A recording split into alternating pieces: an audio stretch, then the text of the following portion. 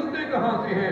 تب مجھے پتا چلا کہ جنت تو مدینے میں ہے، جنت کے دروازے تو مدینے، آقا علیہ السلام کے قدموں سے جنت کے دروازے کھلتے ہیں۔ ما بین بیتی و منبری روضۃ من ریاض الجنہ۔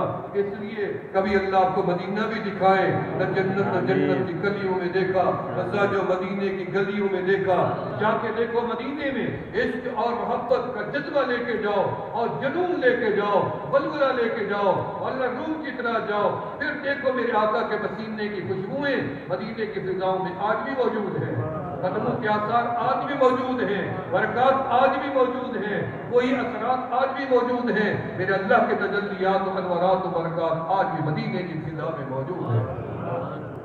ہم اس لیے مانتے ہیں کہ جب بھی کوئی مدینے کو دیکھ کے آتا ہے، جب بھی ہم اس کے چہرے کو دیکھتے ہیں، ہمیں وہ چہرہ وہ لگتا ہی نہیں ہے جو یہاں سے کیا تھا، جب آتا ہے اس ظاہر کا چہرہ بتاتا ہے کہ یہ مدینے کو دیکھ کے آیا ہے، یہ گنبد خضرا کو آنکھیں سیراب ہو کے دیکھ کے آئی ہیں، یہ کعبۃ اللہ کو دیکھ کے آیا ہے، چہرے بتاتے ہیں، نظریں بتاتی ہیں۔ اس لیے اللہ کبھی آپ کو مدینہ بھی دکھائے اور ساتھ مدینے والا بھی دکھائے۔ آمین کہہ دیں۔ کہا کہ ہم نے تو توبہ کرنی ہے، اتنی بڑے اہتمامیں کرنی ہے، اور اللہ کو منانا ہماری مجبوری ہے۔ دنیا کو منانا مجبوری بناتے ہو، رب کو منانا مجبوری کیوں نہیں سمجھتے؟ جو ایک نوالا کھلائے اس کے پیچھے ساری زندگی لگا دیتے ہو۔ مشکل میں تھا، اس نے 1 روپیہ مانگا، 10 مجھے دے دیے، اس کا احسان تو میری نسلیں نہیں اتار سکتی، اس کے پیچھے بھاگتے ہو، نسلوں کو بھی غلام بنا کے جاتے ہو۔ جس رب نے تیرے اوپر کرم ہی کرم کر دیا، کون سی نعمت تھی تو رب نے تیرے دروازے تک نہیں پہنچائی؟ کون سا وہ عمل تھا، وہ چیز تھی جو شاید تھی جو تیرے در تک نہیں آئی؟ ہر نعمت تو رب کی استعمال کر دی، لیکن رب سے بھاگتے کہاں ہو؟ رب کے در پہ آؤ، رجوع اللہ کا وقت آ گیا۔ اب دنیا انتہا کی طرف جاتی ہے، اب دنیا ختم ہونے کی طرف بڑھ رہی ہے، اب دنیا سمیٹی جا رہی ہے۔ مسلمانوں پہ اور اقوام عالم کے اوپر دنیا تنگ سے تنگ ہوتی جاتی ہے۔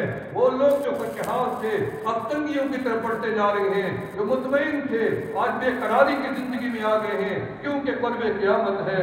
وہ مسلمان جو روئے زمین میں گاجر مولی کی طرح کاٹے جا رہے ہیں، وہ ملک شام کے میرے مسلمان بھائی، وہ ملک برما کے مسلمان بھائی، وہ کشمیر کے میرے مسلمان بھائی، وہ میرے سوڈان کے، وہ مصر کے، جزائر کے، وہ مصر کے اور عراق کے مسلمان، یہ دنیا کے اندر مظلوم قوم مسلمان بنی ہے۔